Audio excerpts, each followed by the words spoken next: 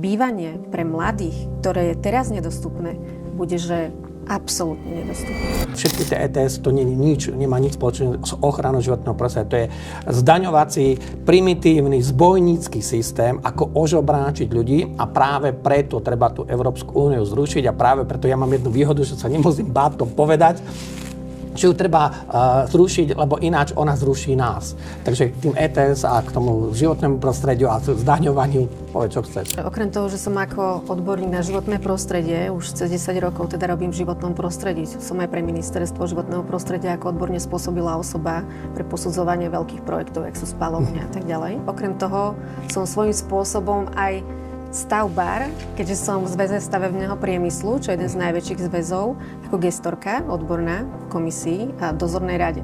Takže vidím aj tú druhú stranu a čo si nikto ešte možno neuvedomuje, že keď ste hovorili o tých ETS jednotkách, tak oni sa sťahujú z trhu, lebo budú ETS dvojky.